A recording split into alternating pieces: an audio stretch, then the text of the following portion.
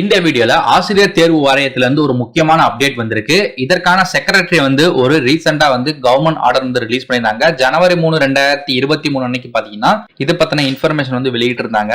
மேலும் பாத்தீங்கன்னா டிஆர்பி அப்படிங்கிறது மறுசீரமைப்பு பண்ண போறதா சொல்லியிருக்காங்க. இதனால ரெக்ரூட்மெண்ட் பண்ற ப்ராசஸ் ஸ்பீட் ஆகும் அப்படிங்கிற மாதிரி சொல்லியிருக்காங்க. தற்பொழுது டிஆர்பி எக்ஸாம் கண்ட்ரோலரா பாத்தீங்கன்னா ஐஏஎஸ் ஆபீசர் தான் இருக்காங்க.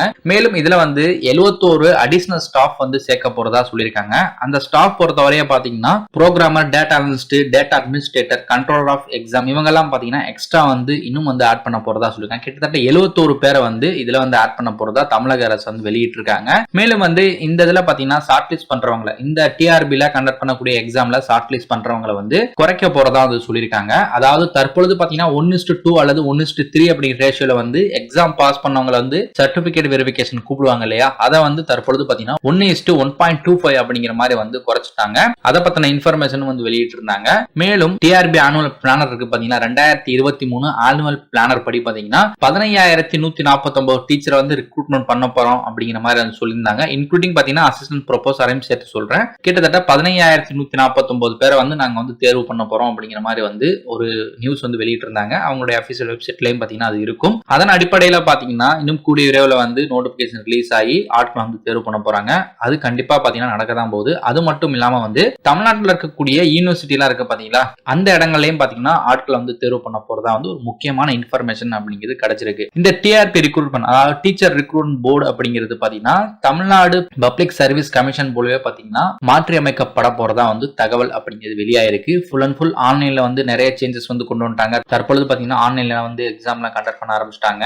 இதற்காக நிறைய இன்ஃபர்மேஷன் தற்பொழுது வெளியாயிருக்கு. மேலும் எக்ஸாம் சிலபஸ் இருக்கு பாத்தீங்களா, அதுவும் பாத்தீங்கன்னா 5 வருஷத்துக்கு ஒரு தடவை மாற்றி அமைக்கப்படும் அப்படிங்கிற மாதிரி சொல்லியிருக்காங்க. இது கன்ஃபார்ம் பண்ணப்பட்டிருக்கு. கவர்மெண்ட் ஆர்டர்லயும் பாத்தீங்கன்னா இத பத்தின இன்ஃபர்மேஷன்லாம் சொல்லியிருக்கிறதா சொல்றாங்க. தற்பொழுது நம்ம பார்க்குற இந்த நியூஸ்லயும் பாத்தீங்கன்னா இத பத்தின இன்ஃபர்மேஷன் ஷேர் பண்ணியிருக்காங்க. இதுக்கு முக்கியமா நீங்க கவனிக்க வேண்டியது பாத்தீங்கன்னா இதுல யாரெல்லாம் நியமனம் பண்றதுக்கு வாய்ப்புகள் இருக்கு அப்படிங்கறத சொல்லிட்டாங்க. பட் இதுல முக்கியமா இந்த போர்டுல ஐஏஎஸ் ஆபீசர் தான் எக்ஸாம் கண்ட்ரோலரா அவங்க தான் இருக்காங்க. இதுல முக்கியமா நீங்க கவனிக்க வேண்டியது பாத்தீங்கன்னா டீச்சர் ரெக்ரூட்மெண்ட் போர்டு இருக்கு பாத்தீங்களா, அதுல கமிட்டி முக்கியமான ஒரு ரெக்கமெண்டேஷன் 39 ரெக்கமெண்டேஷன்ஸ் வெளியிட்டு இருக்காங்க. இதுல ஸ்டேட் கவர்மெண்ட்டும் பாத்தீங்கன்னா அக்செப்ட் பண்ணிருக்கு. பட் அதுல ஒரு சில ஸ்லைட்டா மாடிஃபிகேஷன் பண்ணணும் அப்படிங்கிற மாதிரி சொல்லியிருக்காங்க. இதை பத்தின ஃபுல் இன்ஃபர்மேஷன் நீங்க தெரிஞ்சுக்கணும் அப்படின்னா கீழே டிஸ்கிரிப்ஷன்ல லிங்க் இருக்கும். அதை கிளிக் பண்ணி இன்ஃபர்மேஷன் பாருங்க. நிறைய இன்ஃபர்மேஷன் பாத்தீங்கன்னா அதுல ஷேர் பண்ணிருக்காங்க.